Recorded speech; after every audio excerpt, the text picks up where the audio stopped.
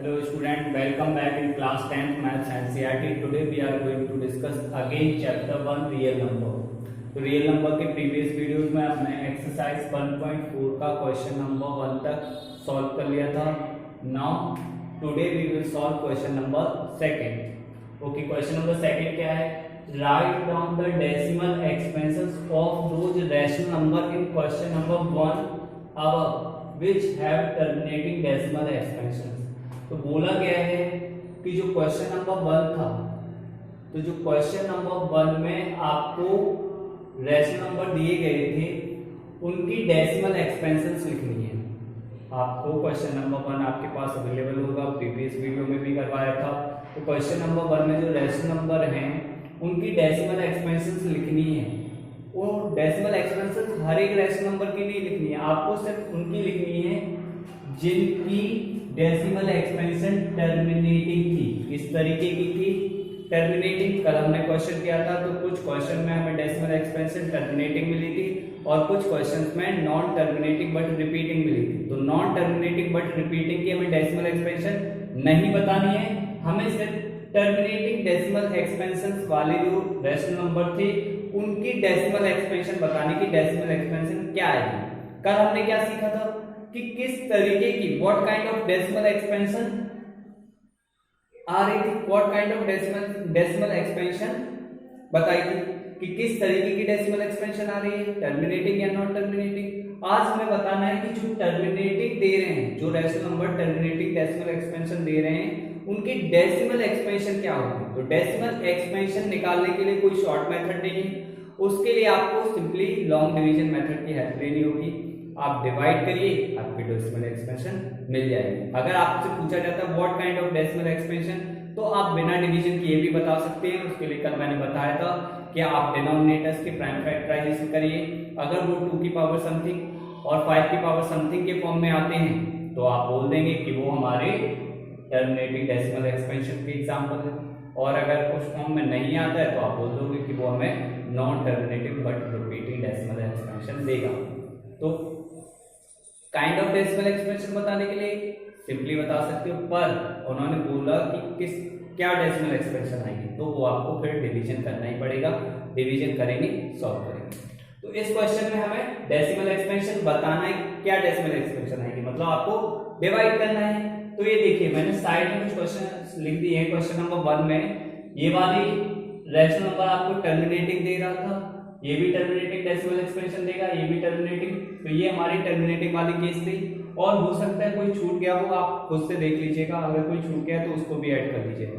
तो आपको इन नंबर्स की बताने की डेसिमल एक्सपेंशन क्या आएगी. तो हम 1 बाय 1 स्टार्ट करते हैं. पहला क्वेश्चन लीजिए. पहले हम बताते हैं 13/3125. हमें पता है कि इसकी किस तरीके की डेसिमल एक्सपेंशन आएगी, टर्मिनेटिंग. पर क्या आएगी वो बताने के लिए आपको इससे इसको डिवाइड करना है.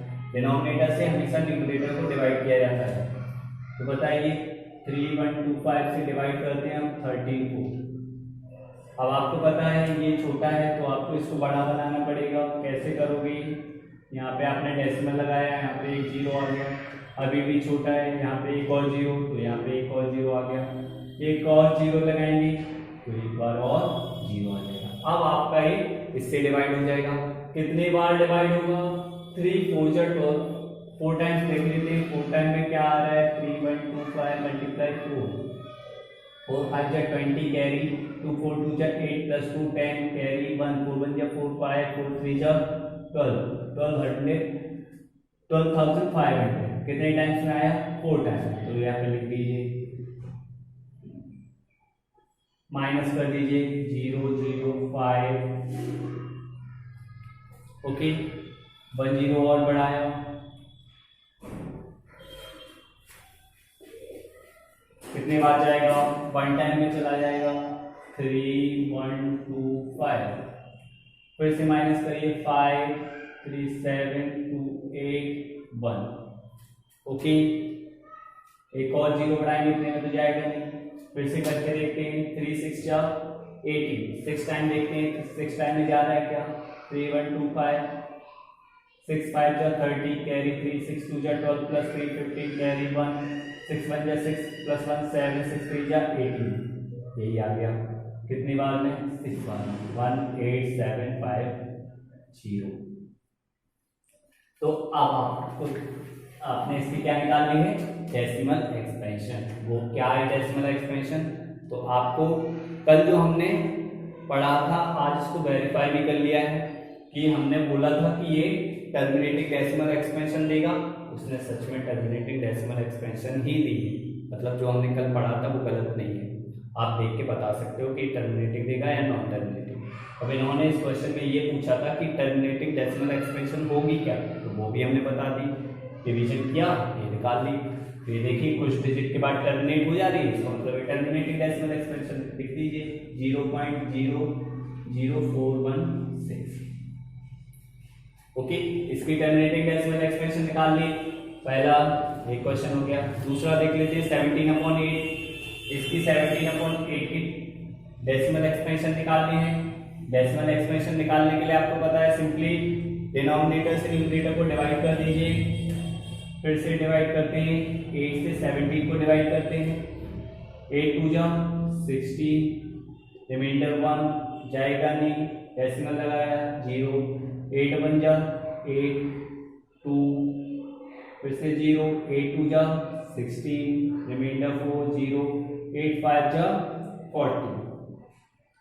तो डेसिमल एक्सपेंशन इसकी भी टर्मिनेटिंग आई है, बिल्कुल आएगी। तो कल भी हमने ये बोला था कि ये जो रैशनल नंबर है ये आपको टर्मिनेटिंग डेसिमल एक्सपेंशन देगा। तो आज हमने निकाल के भी देख लिया कि ये टर्मिनेटिंग डेसिमल एक्सपेंशन ही दे रहा है। ओके, सिमिलरली इस क्वेश्चन में भी करना है। इस क्वेश्चन को डिवाइड कैसे करोगे? पहले इस पावर को हटा लोगे, मतलब पावर को एक्सपेंड कर दोगे, एक नंबर बन जाएगा, उस नंबर से 23 को डिवाइड कर दोगे। अब हम देखते हैं 6/15।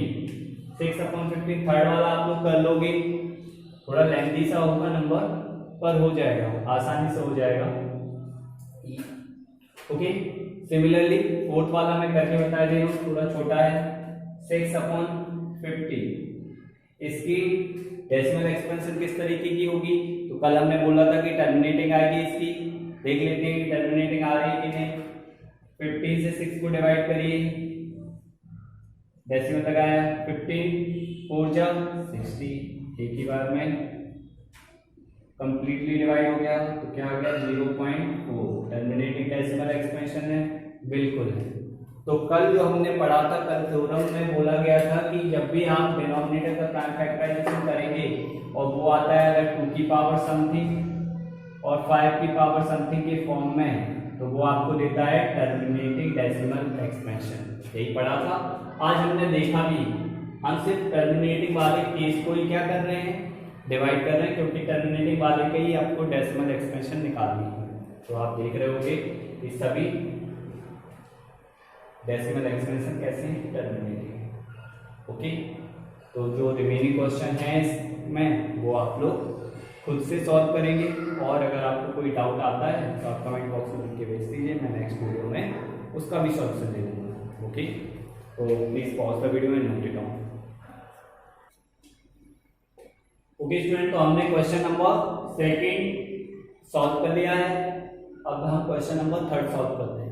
क्वेश्चन नंबर 3 है the following real numbers have decimal expansion as given below. ये रियल नंबर्स दिए गए हैं, उनकी डेसिमल एक्सपेंशन दी गई है। इन ईच केस, हर एक केस में decide whether they are rational और नॉट। आपको ये बताना है कि ये डेसिमल एक्सपेंशन रैशनल है या नहीं है। रैशनल नहीं मतलब इरैशनल होगी। इफ दे आर रैशनल, अगर आपको बताने कि अगर ये डेसिमल एक्सपेंशन रैशनल है, और अगर रैशनल है तो p/q के फॉर्म में भी होगी। तो what can you say about the prime factors of q? तो आपको बताना है कि आप प्राइम फैक्टर्स ऑफ q के बारे में क्या कमेंट कर सकते हैं, क्या बोल सकते हैं। तो आपको पता है कि रियल नंबर्स में 3 ही तरीके की डेसिमल एक्सपेंशन होती है, या तो होगी टर्मिनेटिंग, या फिर होगी नॉन टर्मिनेटिंग बट रिपीटिंग, या फिर होगी नॉन टर्मिनेटिंग नॉन रिपीटिंग। अगर रियल नंबर में टर्मिनेटिंग या फिर non terminating but repeating decimal expansion हो तो ये होते हैं आपका रैशनल नंबर। क्या होते हैं? Rational number. और अगर नॉन टर्मिनेटिंग नॉन रिपीटिंग हो तो ये होते हैं इरैशनल नंबर। इंट्रोडक्शन में हमने बहुत अच्छे से पढ़े हुए हैं ये सारी चीजें और बार बार ये चीजें आ रही हैं, तो एक बार आप इन चीजों को अच्छे से समझ लीजिए, आपको बार बार कोई कंफ्यूजन नहीं होगा।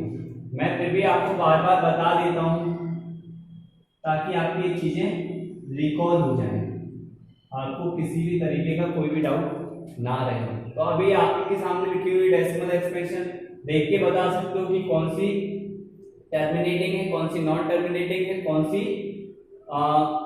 नॉन टर्मिनेटिंग बट रिपीटिंग है, कौन सी non terminating but non repeating. देख लेते हैं। पहला नंबर देखिए 43.123456789 किस तरीके की डेसिमल एक्सपेंशन है? आपसे पूछा जाए what kind of decimal expansion, तो आप क्या बोलेंगे? ये उस डिजिट के बाद टर्मिनेट हो जा रही है, इसका मतलब किस तरीके की है? टर्मिनेटिंग। और टर्मिनेटिंग डेसिमल एक्सपेंशन अगर ये है, आपको पता है अगर ये टर्मिनेटिंग डेसिमल एक्सपेंशन है इसका मतलब ये किसका एग्जांपल है? Rational number. आपने बता दिया है कि ये डेसिमल एक्सपेंशन क्या है? रैशनल है। सेकंड देखिए,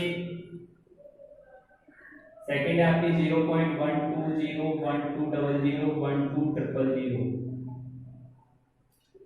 आपको दिख रही है नॉन टर्मिनेटिंग, देख के समझ में आ रहा है, और साथ ही साथ कोई भी ऑर्डर रिपीट नहीं हो रहा है, तो ये क्या है?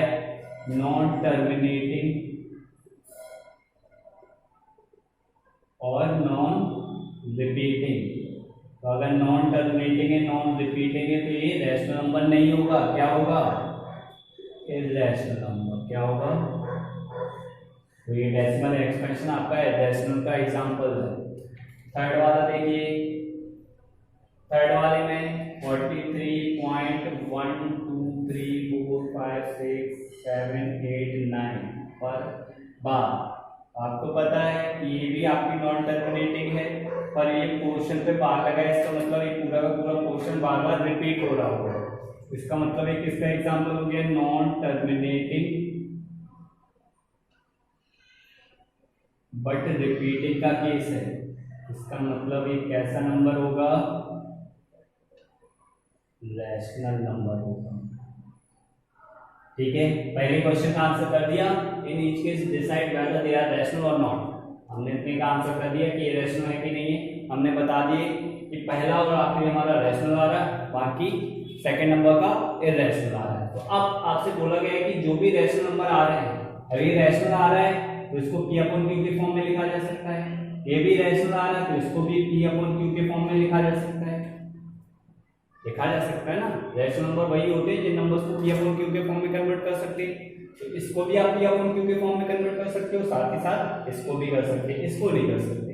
रैशनल नंबर को P अपॉन Q के फॉर्म में कन्वर्ट नहीं किया जा सकता है। ठीक है, कन्वर्ट कर सकते हैं। अब उन्होंने ये पूछा है आपसे, तो आप Q के प्राइम फैक्टराइजेशन के बारे में क्या कमेंट्स कर सकते हैं? तो कल हमने पढ़ा था कि जो डेसिमल एक्सपेंशन टर्मिनेटिंग होती हैं उनका Q किस फॉर्म का होता है? मैं इसको इरेज करके दे रहा हूं। बताइए कल क्या पढ़ा था कि अगर कोई भी डेसिमल एक्सपेंशन है और वो आपकी टर्मिनेटिंग है, इसका मतलब है Q कैसा होगा? Here Q will be in the form of 2 की पावर m मल्टीप्लाई 5 की पावर n। क्या Q कैसा होगा? Q के बारे में क्या कर सकते हैं कि प्राइम फैक्टराइजेशन, या फिर इसको याद रखो कि प्राइम फैक्टराइजेशन ऑफ Q, यहाँ लिखिए है factorisation of Q, prime factorization of Q will be in the form of 2 की पावर m मल्टीप्लाई 5 की पावर n के फॉर्म में होगा।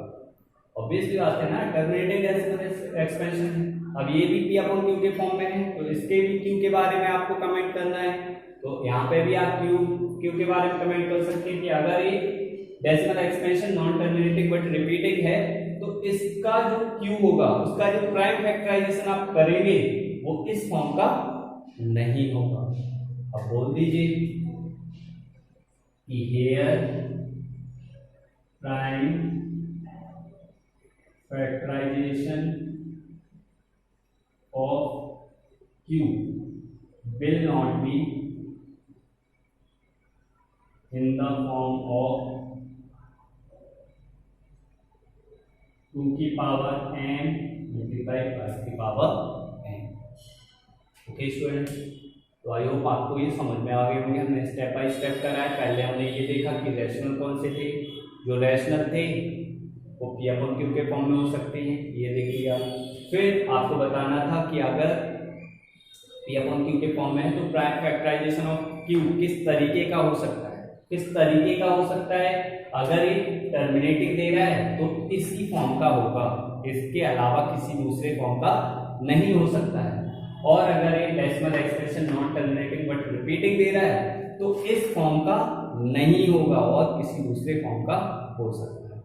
ओके, आई होप आपको समझ में आ गया होगा। तो आज हमने क्लास 10 का चैप्टर 1 कंप्लीट कर लिया है और आप लोग इसको बार बार रिवाइज करिए, प्रैक्टिस करिए। और अगर आपको कोई डाउट आता है आप कमेंट बॉक्स में लिख के मुझे बता सकते हैं, मैं उसका सॉल्यूशन नेक्स्ट वीडियो में आपको दे दूंगा। Thank you.